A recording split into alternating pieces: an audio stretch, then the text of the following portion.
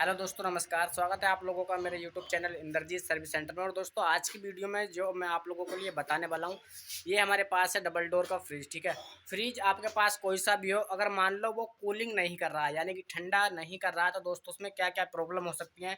Gas की problem है या नहीं है, या आपका प्रॉपरली पीछे का कंप्रेसर चल रहा है या नहीं चल रहा। तो दोस्तों, आज की फुल इन्फॉर्मेशन के साथ मैं आप लोगों को बताऊंगा। सबसे पहले, अगर आपके पास डबल डोर का फ्रिज है या सिंगल डोर का फ्रिज है, कोई भी हो, उसमें कोई दिक्कत नहीं है।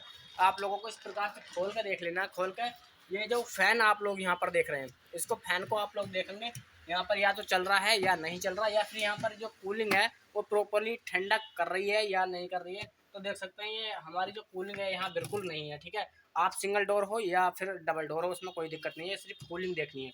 उसके बाद आप लोगों को क्या करना है, जो फ्रिज होता है उसके पीछे की साइड चला जाना है। ठीक है, जैसे कि आप लोगों को मैं बैक कैमरा कर देता हूँ।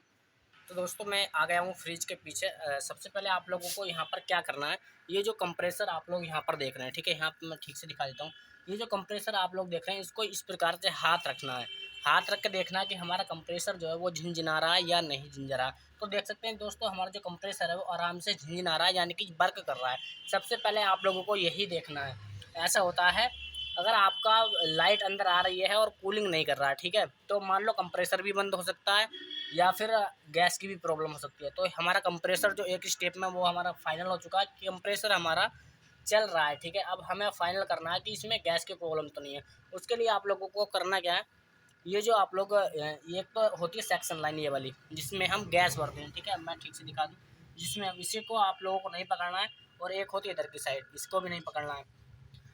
इसको पकड़ना है आप लोगों को। ये जो अंदर की साइड से एक गैस आ रही है, देख सकते हैं, एक जो दूसरा पाइप होता है जिसमें ये फिल्टर लगा हुआ होता है, यहाँ पर आप लोगों को पकड़ना है। इनमें से कोई सी का भी पकड़ सकते हैं, या फिर अगर आप यहाँ समझ में नहीं आ रहा तो डायरेक्टली आप आ जाओ कंडेंसर पे।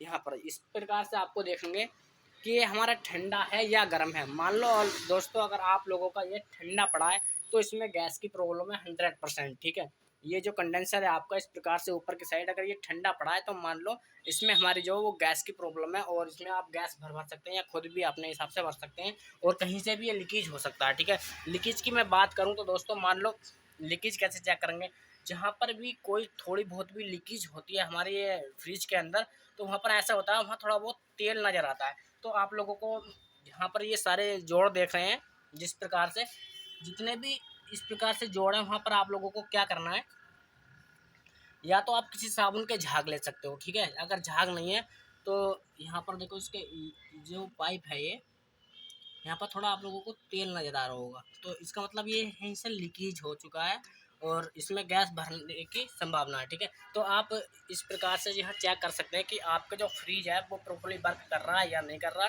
गैस की कमी है या फिर कंप्रेसर की कमी है, कंप्रेसर हमारा पूरा वर्क कर रहा है या नहीं कर रहा। ठीक है, तो दोस्तों, आई होप आप लोगों को वीडियो पसंद आई होगी, मैं मानता हूँ। तो वीडियो को शेयर और लाइक करना बिल्कुल ना भूलें। धन्यवाद दोस्तों।